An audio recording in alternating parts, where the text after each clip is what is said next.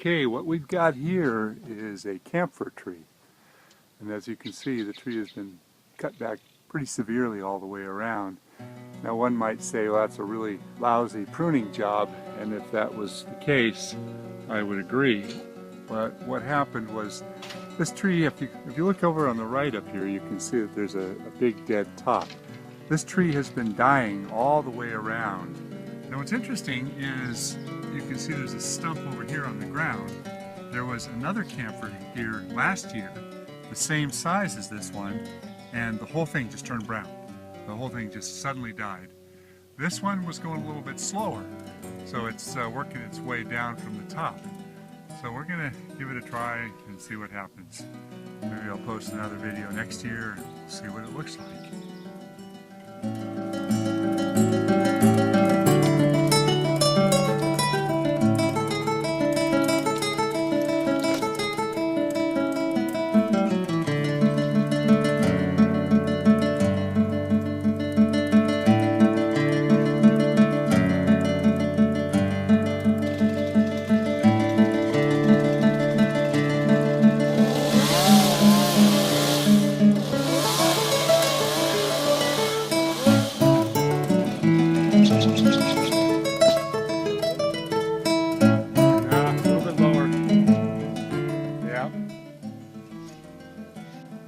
Alright, we stopped at this point, and if we left it alone, we've left a fair amount of foliage on there, and it might fill in, but we made a discovery.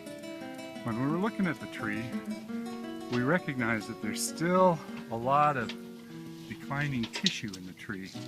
And if you look at this piece right here, you can see a real radical discoloration. This is the healthy wood over here, and this is the declining wood. This is the diseased wood.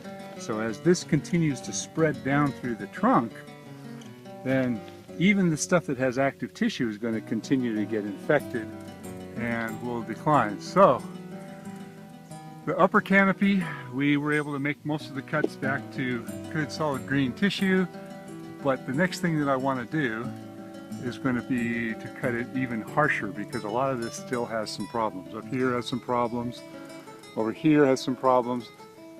And before we do it, we're going to go get some Lysol and spray down the one chainsaw that we're going to use to make these harsh cuts, in hopes of minimizing the spread of the disease through the pruning tool.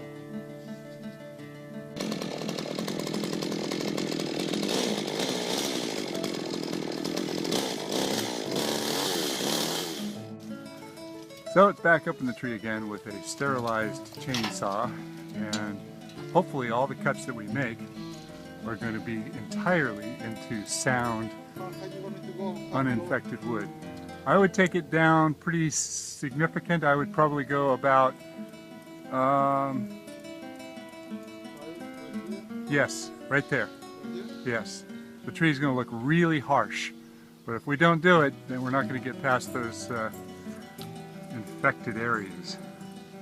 Even that's a crapshoot.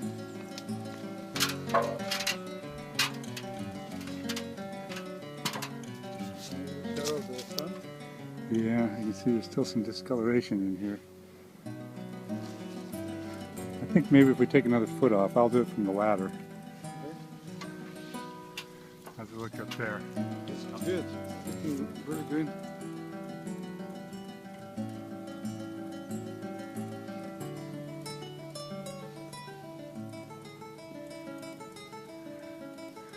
Yeah, for balance, I think we're going to have to take a little bit more off over there. It's harsh what we're doing. I'm afraid if we don't do it, we don't have a chance. Oh, look at this. Look at that. Boy, whoever did that last, this is the piece that we cut out of the tree. Somebody didn't have a good handle on their chainsaw. Okay, there it is. That's what it looks like when it's done. I know, it looks like crap. Don't see any other options, and like I said before, this is not something I would ever recommend. And it'd be real easy for a neighbor to come by and say, boy, that Saratoga Tree Service, they sure butcher their trees. Well, the only other option here is to cut it down. And the client is attached to the tree, so this is like an absolute last-ditch effort. And we'll check it out next year and see what happens. But In essence, it's just a big bush now. Okay, now I realize that there's going to be an awful lot of controversy about what I'm doing here, and I want to explain why. First off, I went to the books. I've read this many, many times. I went to the chapter on verticillium wilt, and this particular book is the one that I often refer to.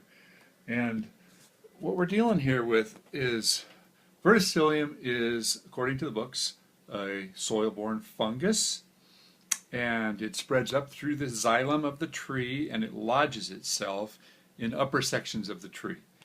And in doing so, it says, according to this, that the spread is the upward spread of the verticillium in the xylem, as described above, has been studied, etc., and it seems to lodge itself and work its way upward. So while what we're doing is not a cure for the verticillium, hopefully we can slow it down significantly by cutting out the infected areas to a point where we no longer have the spores lodged in the tissue, and hopefully the tree will sucker out and sprout some new foliage to sustain it as, well, basically a big bush. So that's what we're trying. Like I said, this is an experiment. I've done it before in the past, and I've had different degrees of positive results, some negative. It's, like I said before, it's a crapshoot. The client wants to try it. So that's where I stand. Thanks for watching. I appreciate your paying attention to all these videos, and as always, I appreciate the feedback.